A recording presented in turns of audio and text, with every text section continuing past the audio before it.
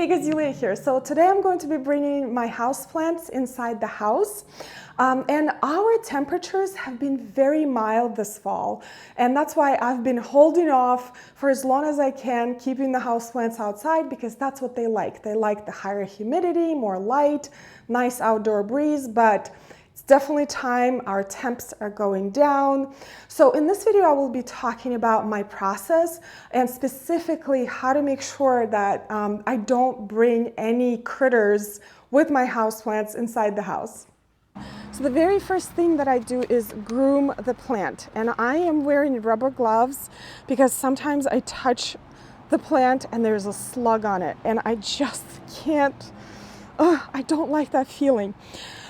So this is a great example of what a plant looks like after their summer vacation. It has grown a lot right here, but it also has some slug damage, lots of debris on top of the soil. So that definitely all has to go. And as you can see, I have this big garbage bag here because I already have been cleaning up a lot. So I will remove all of the yellowing and leaves with holes. All of the debris from top of the soil is very important to remove that because that's where insects hide, right there. And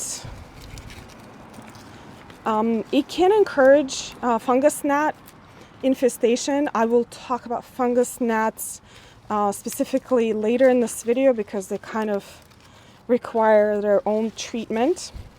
All right, looks pretty good. Now I have to make sure I don't bring any critters inside the house with this houseplant.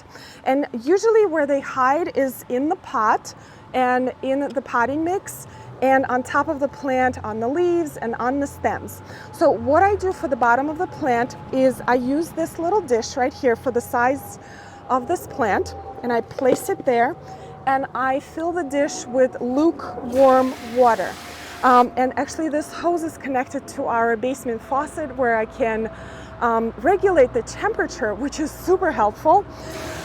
So while this plant sits here and I let it sit for about 20 to 25 minutes, I treat the top of the plant. I think the level is good. So I treat the top of the plant with this insecticidal soap, and it is very effective in killing lots of different pests and insects. It is for organic gardening, but even with organic gardening, you have to read all of the instructions on the label to make sure you're not spraying it at certain times of the day when bees are out, and don't exceed the amounts that you're spraying. So let me spray the top, and it kills the pests very, very quickly, like within minutes.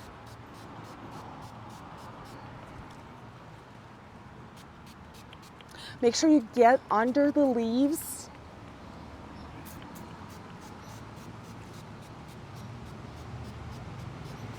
So this product does say that it kills mealybugs. In my experience, it is a little bit less effective on mealybugs. So what I do is after this plant sits here for about 20 minutes, I actually wash this soap off because it already would have taken care of whatever the insects that I have here.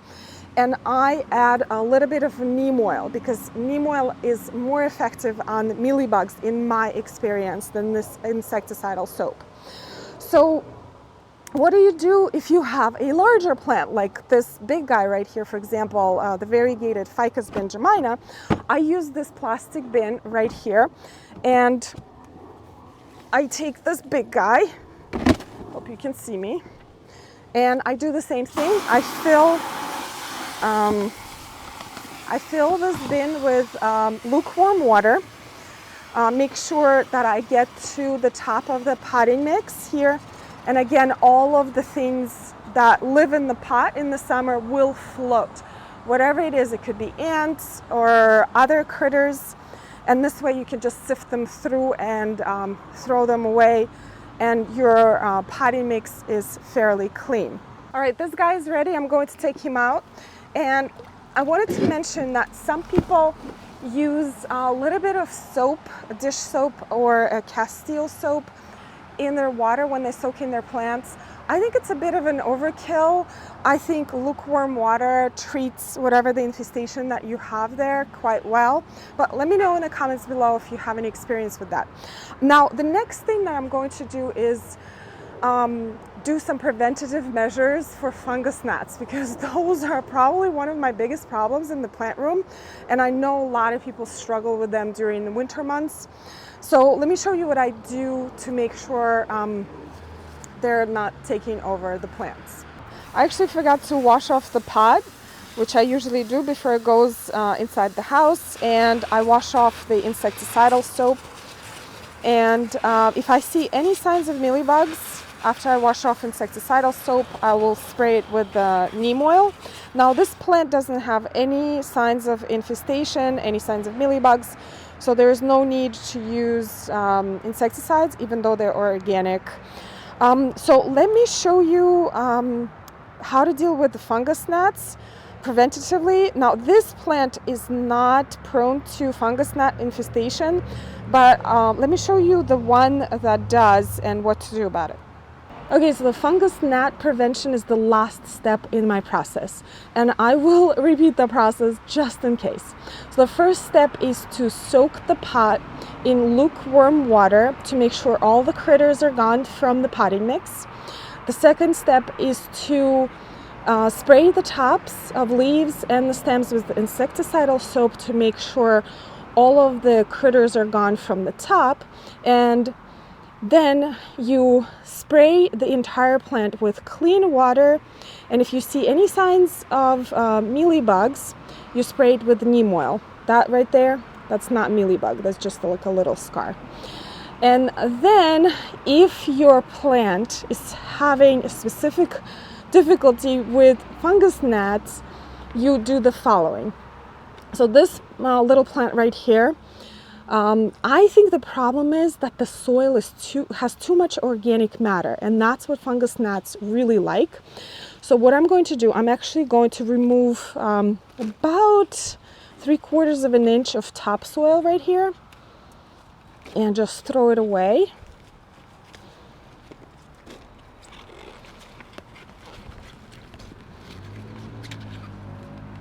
Fungus gnats feed on decaying matter, and decaying matter is usually organic matter. So what I do after I remove topsoil, I don't know if you can see it okay, I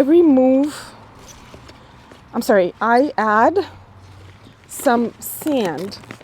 Now, you can buy just a regular sand and add it to top of your pot. I actually like to use black sand because it looks kind of better, and it's not like that orangey sand that you can, like a playground sand. And look at that. You can't even tell anything. Oops. My microphone fell. I'm so sorry, you guys. So, there you go. It's about 3/4 of an inch. So what's going to happen, they actually cannot burrow through this to lay eggs, because their eggs are like part of the problem. They lay eggs, then larvae, then they hatch, and that process constantly repeat. If you prevent them from laying eggs, you stop that cycle. That's it. Now, if you can't find this sand, you can actually use seed starting mix on top of your pots, because it has very little organic matter, so that helps too. All right, while the plants are soaking out there, and I do have over 50 plants that I need to clean up before I bring them inside the house, and that's why I use multiple plastic bins and tubs, so I can soak number of plants at the same time. But while they're soaking, I clean up the plant room and specifically the windows because light is so important for houseplants. And during the summer months, our windows are covered in pollen, so I clean them both from the outside and the inside. Now, when we were buying this house, this room was one of the reasons why I bought this house, because I said this is a perfect room for my houseplants. It has southern exposure, has tons of windows. Now, that's just shows you how plant-oriented I am, but I know not everyone has this beautiful light exposure, so you can supplement light with those clip-on grow lights or those systems that you can buy already made, or you can make your own. There is a grow light video that I made a few years ago. I will post it in the description down below. You can definitely check it out. Also, what I do is I clean up all the saucers for the plants because, again, there was soil there. I'm sure there are some insects or diseases, so I just put them in a tub of water with some dish soap, and I make sure that they're nice and clean before I put the plants in them.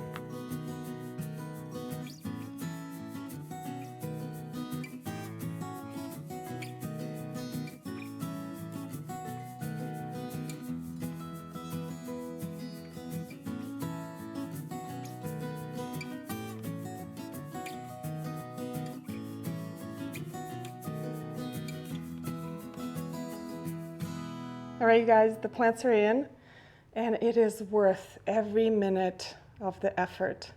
A couple of plants that I want to point out. This umbrella plant doubled in size during its summer vacation, so I'm actually going to downsize it in the spring, take cuttings of it because it takes up half of the room. The Monstera looks beautiful. There's this little seating area right here. Little succulent corner. This is where they receive the most light. I washed the floors again. There's more plants right here. Check out this pothos. Look how much it grew during the summer. So I have to take cuttings of that too. And of course, little hanging plants right here on the mantle. And I have my little fern corner right there.